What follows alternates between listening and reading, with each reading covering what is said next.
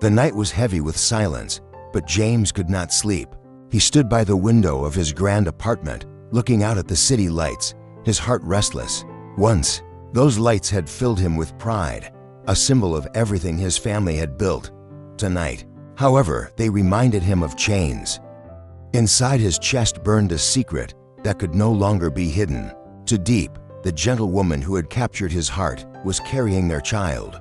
Baby Nee, still just a fragile dream within her womb, had already given James a sense of purpose stronger than any fortune or company shares. He wanted to embrace this new life with joy, yet he knew the storm was coming. James's father, a man who valued power above all, had always dictated the path of his children. He chose their schools, their careers, even the women they should marry. For him, family was not about love, it was about legacy. And in his eyes, Tu Diep, a simple girl from the countryside, was nothing but a stain on their name. James still remembered the cold look on his father's face the first time he mentioned her. "Do you know who you are? James, you are my son. You cannot throw away your future for a girl who is nothing. She will drag you down, and I will not allow it." Those words echoed in his mind, sharper than any blade. But James was not the same man he had been months ago. Since meeting Tu Diep, since holding her trembling hands and hearing her laughter fill the empty corners of his life, he had learned that love was not weakness. And now, with baby Nee on the way, he understood love was his greatest strength. Yet the thought of his father's reaction haunted him. The family mansion was like a fortress, and the man who ruled it like a king. To stand against him would mean risking everything: his inheritance, his company, even his place in the world. Still, James knew he had no choice. For the first time in his life, he would not obey. He would fight, not for money, not for power, but for the woman and child who had become his very soul. The storm was gathering, and James could feel the first winds rising. The mansion of the Nguyen family was a place where silence carried more weight than words. That evening, James walked into his father's study, his steps heavy but determined. The scent of old leather and polished wood filled the air, mingling with the unyielding presence of the man who sat behind the massive oak desk.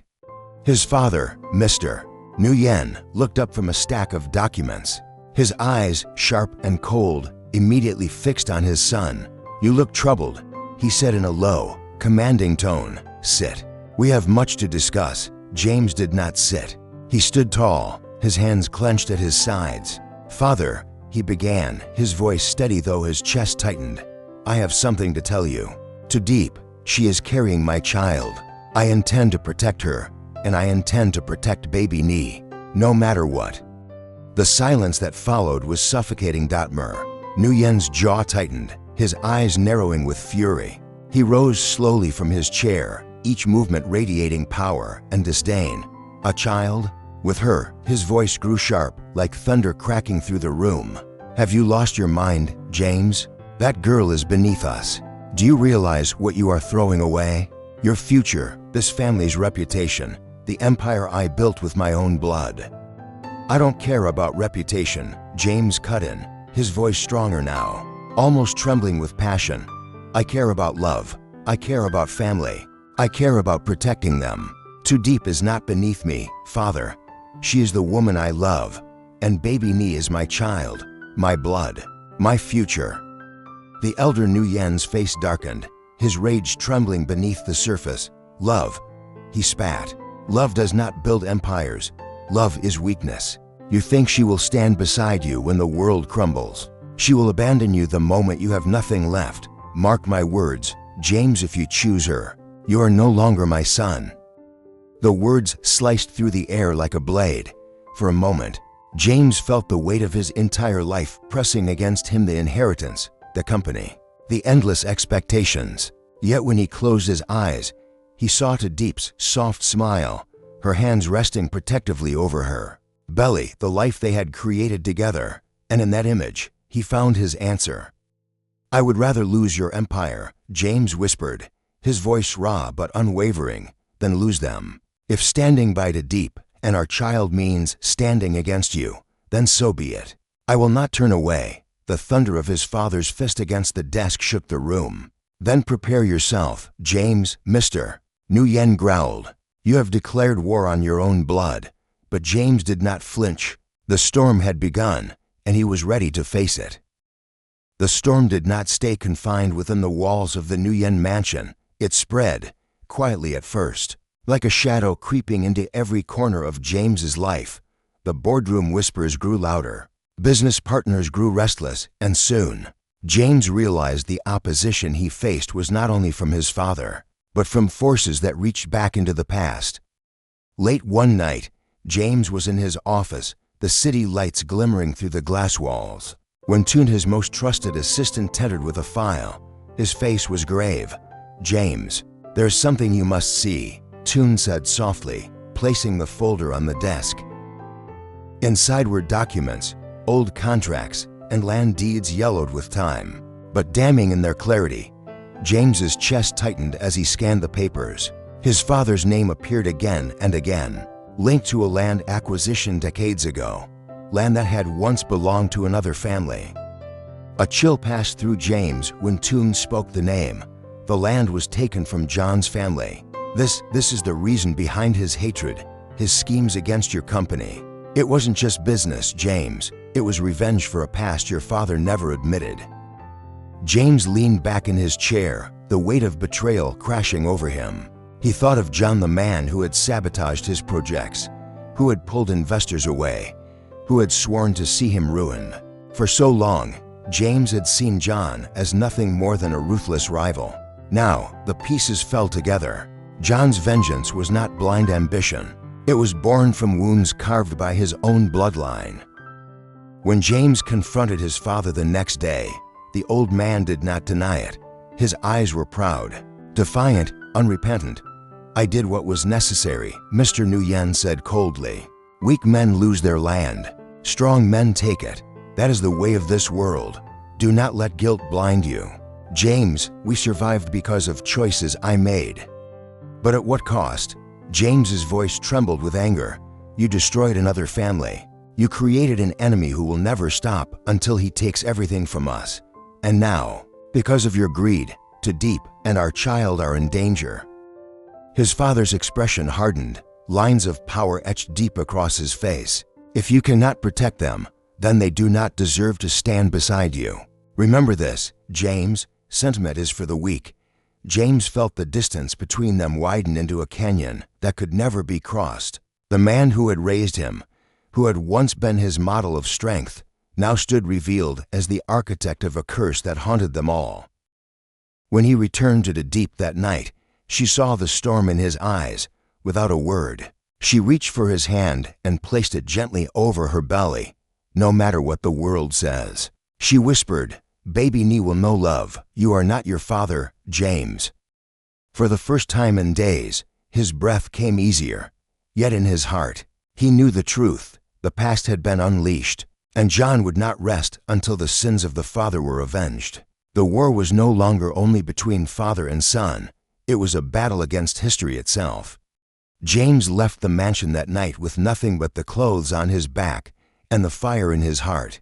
His father's words still rang in his ears, each one a scar carved deep within him. If you choose her, you are no longer my son. And so it was. He was no longer the heir of the Nguyen Empire, no longer shielded by wealth or power. The doors of the family estate closed behind him like a prison gate, and James knew there would be no return. But when he arrived at the small apartment where Tu Diep waited, her eyes wide with worry, the weight of loss melted away in the warmth of her embrace. I have nothing left to give you, he whispered into her hair.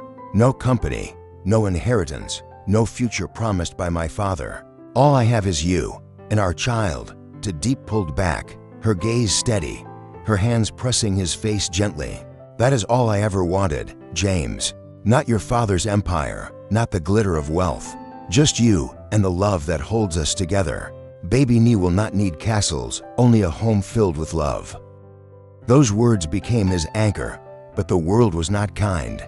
News spread quickly. James Nguyen, the golden son, cut off from his family fortune. Business partners turned their backs, investors vanished, and debts came knocking at the door. They moved from the apartment to a modest house on the edge of the city. its walls bare but filled with laughter, its nights softened by Tu Diep's quiet songs as she prepared for the baby. Still, there were days when doubt gnawed at him. James would wake before dawn, staring at his roughened hands, once used only for signing contracts, now blistered from working side by side with farmers and laborers.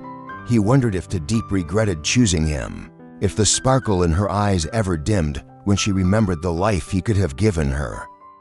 But whenever those thoughts surfaced, Tu Diep would find him. She would place his hand gently on her growing belly and whisper, she kicked, "James, baby Nee hears your heartbeat. That is her kingdom." It was not an easy life, but it was theirs, and through every trial, every sacrifice, their love only grew stronger. The storm outside raged louder than ever, his father tightening his grip on the empire, John plotting in the shadows, but inside their fragile home, a quiet flame burned, refusing to be extinguished. James knew the path ahead would not be gentle, yet as long as Tu Diep's hand was in his, and as long as baby Nee's heartbeat echoed in the silence, he was unafraid. Love had been tested, and it had not broken. The true battle, however, was still to come.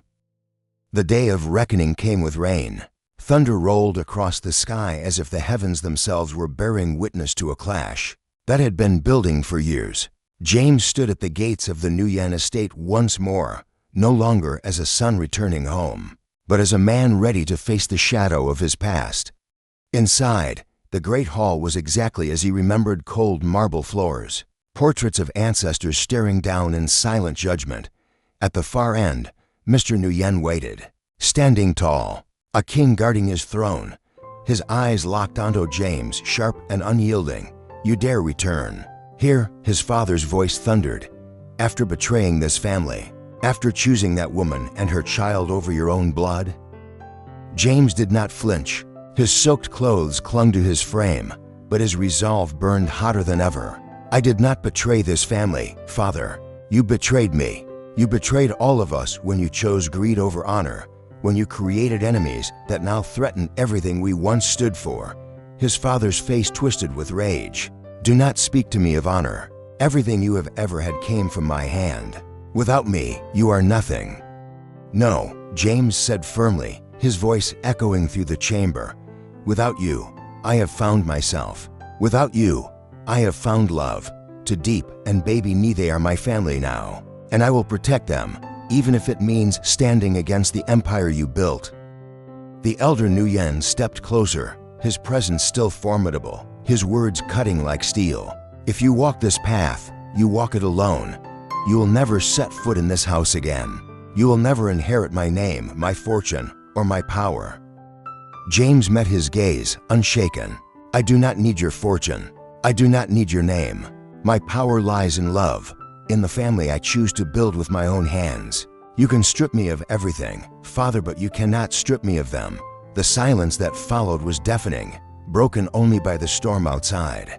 For a fleeting moment, something flickered in Mr. Nguyen's eyes: doubt, perhaps even regret. But pride was stronger. He turned away, his back rigid, his voice final. "Then go. You are no longer my son." James exhaled slowly, the weight of a lifetime lifting from his shoulders.